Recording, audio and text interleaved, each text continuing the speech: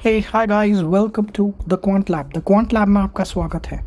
इस वीडियो में हम लोग बात करने वाले हैं एक काफ़ी रिक्वेस्टेड कॉन्वर्सेशन के बारे में। मुझे व्हाट्सएप पे डिफरेंट चैट्स में एंड काफ़ी लोगों ने इंडिविजुअली पूछा है कि मशीन लर्निंग का लाइफ साइकिल क्या होता है। I have talked a lot about trading strategies using different kinds of machine learning techniques, जैसे डीप लर्निंग हो गया, रीइंफोर्समेंट लर्निंग हो गया। इस वीडियो में मैं थोड़ा फाउंडेशनल जा रहा हूँ and I will be talking about basics as to how a machine learning project really works, so that आपको ट्रेडिंग का प्रोसेस पता है और आप मशीन लर्निंग का प्रोसेस भी समझें और दोनों को ज्वाइन कैसे करके एक होलिस्टिक पिक्चर कैसे बनाते हैं वो देखें। मैं इस वीडियो में कुछ कोड में के बारे में ज़रूर बात करूंगा, जैसा कि मैं हमेशा करता हूँ, बट ये वीडियो कोई स्ट्रैटेजी के बारे में नहीं है, टेक्निक के बारे में नहीं है, रादर प्रोसेस के बारे में है। एंड टू एंड सुनेंगे तो काफ़ी अच्छा रहेगा, क्योंकि बीच में काफ़ी स्मॉल एलिमेंट्स हैं। मैं गूगल से कुछ रेफरेंसेस पिक करूँगा, फिर हो सकता है कोड में करूँ। तो this is a free flowing conversation. I will try to keep it within few minutes, like less than 10 minutes कोशिश करता हूँ। And till then please continue to be with me. If you have not subscribe to my channel and और are new, small request, please subscribe if you like my content. I talk about trading, algorithmic trading, technology, Python, AI, and how all of this fits together, and latest happening from a technology standpoint in financial engineering. Let's get started. So that was the background. So I will first want to start by showing some code, जैसा कि मैं usually करता हूँ, and then go back and forth. तो यहाँ पे हम क्या करेंगे, यहाँ पे मैंने याहू फाइनेंस और कुछ लाइब्रेरीज इंपोर्ट की है and this is a machine learning end to end conversation. तो हम छोटे छोटे फीचर्स में सब कुछ देखेंगे। तो यहाँ पे हमने लाइब्रेरीज यूज़ की, यहाँ पे हमने डेटा को लिया, डाउनलोड किया, उसका कुछ एनालिसिस किया। आप डेटा को और जैसे df.info से चेक भी कर सकते हैं कि क्या क्या कॉलम्स है, एक्सेट्रा एक्सेट्रा, और भी डिफरेंट काइंड्स ऑफ एनालिसिस कर सकते हैं। यहाँ पे सिंपल एक क्लोजिंग प्राइस भी मैंने प्लॉट करके दिखाया है। अब ये स्टेप क्या है, ये एक काफ़ी इम्पॉर्टेंट स्टेप है from a data science perspective.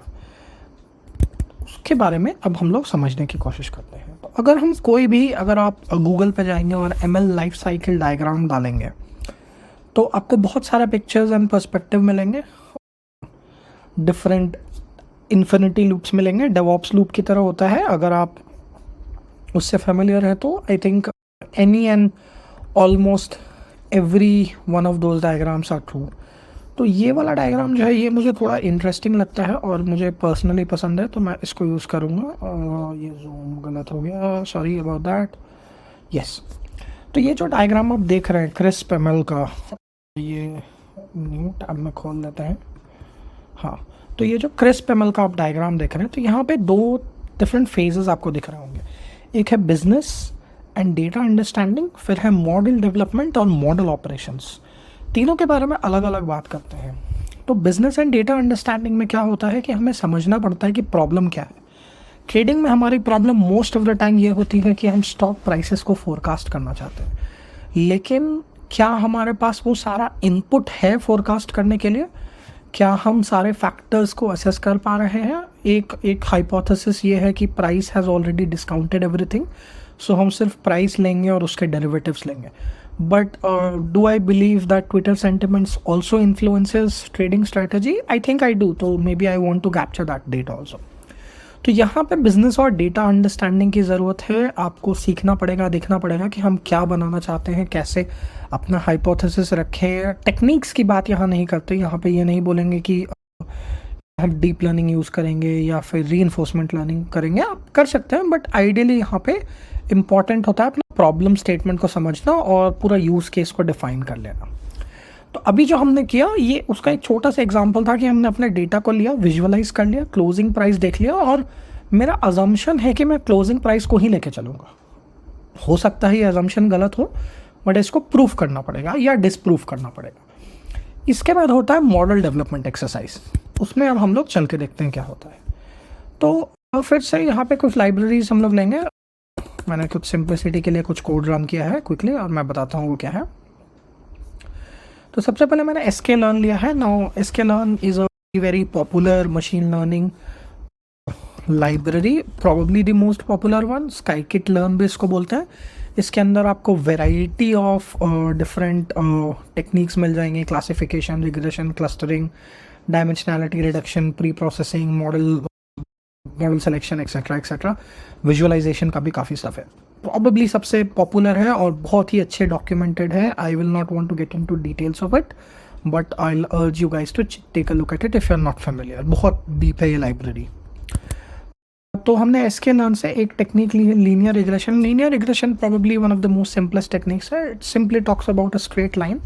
तो अगर हम लोग लीनियर रिग्रेशन को सर्च करें तो लीनियर रिग्रेशन सिंपली एक given a set of data points, जैसे ये डेटा पॉइंट है हमारा, एक स्ट्रेट लाइन जो बेस्ट एक्सप्लेन करती हो उसको, उन सारे डेटा पॉइंट्स को। There is usually couple of ways to calculate that. OLS which is ordinary least square is very popular.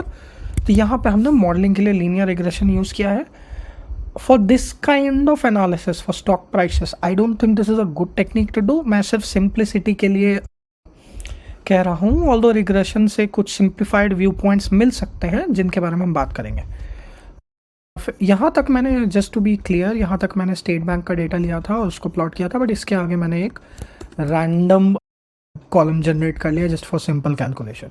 फिर यहाँ पे मैंने एक टाइम वेरिएबल ऐड किया है, एक नया वेरिएबल। तो अगर हम यहाँ पे DF को देखेंगे अपने डेटा फ्रेम को, तो यहाँ पे हमारे पास प्राइस है ढेर सारा और उसके बेसिस पे तो रन करते हैं।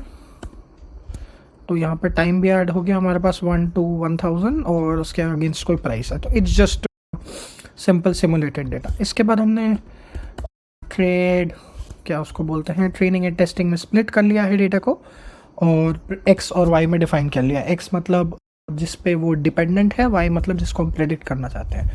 तो इफेक्टिवली द इक्वेशन जो हमने काफ़ी फेमिलियर कॉलेज में पढ़ा था, Y = mx + c, उसके बेसिस पे ये चलता है। अगर हम सिंपल लीनियर रिग्रेशन की बात तो मल्टीपल रिग्रेशंस भी हो सकते हैं, यहाँ पे कॉम्प्लेक्सिटी लो है।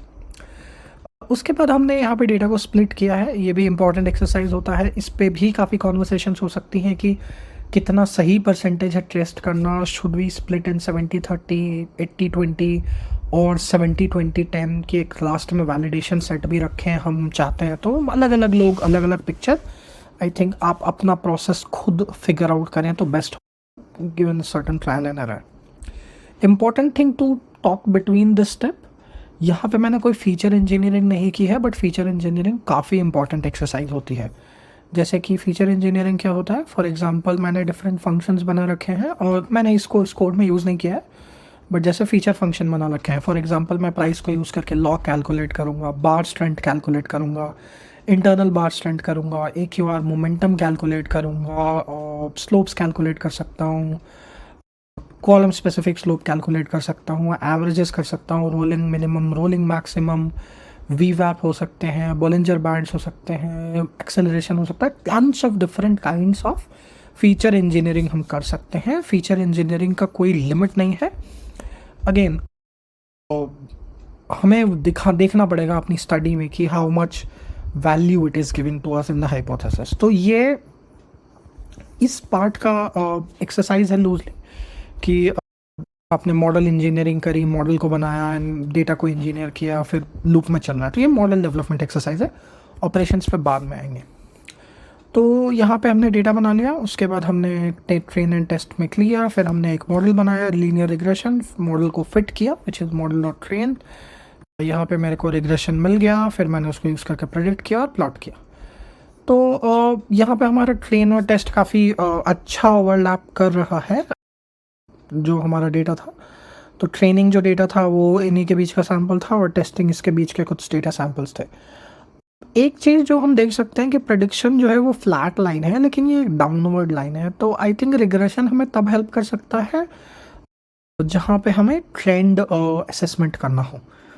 तो आई थिंक ट्रेंड एनालाइज करने के लिए लीनियर रिग्रेशन हम यूज़ कर सकते हैं, but again the intent of this conversation is not that. तो यहाँ पे हमने एक मॉडल बनाया और उसको यूज़ किया कुछ प्रेडिक्ट करने के लिए।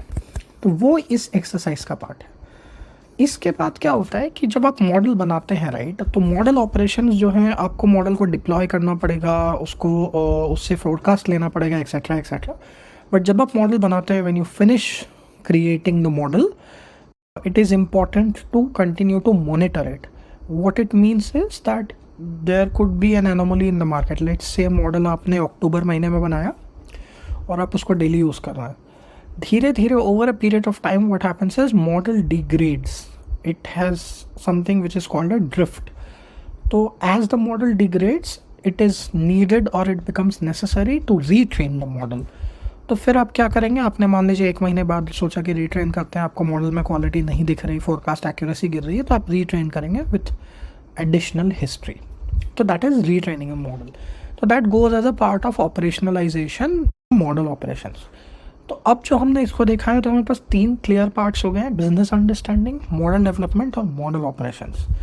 अब अगर हम इसको अपनी ट्रेडिंग प्रोसेस से देखें, तो हम जब मॉडल बना लेंगे, राइट, तो हम उसको वैलिडेट करते हैं.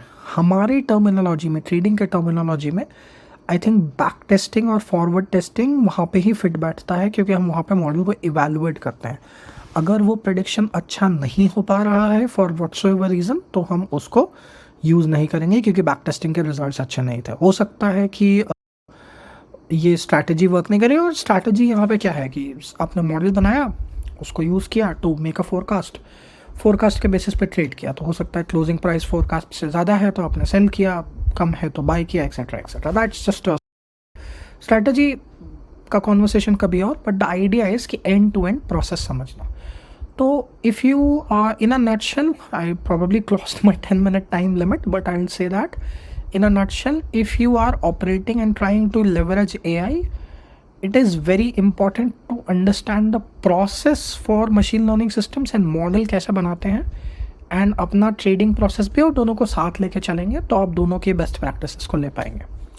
So yes, that's it in today's video. I think I've talked about couple of techniques like neural networks and reinforcement learning, और इनमें और वीडियो बनाता रहूँगा in the future. But thank you for listening today. Bye bye. If you have not subscribed, please do. Ciao.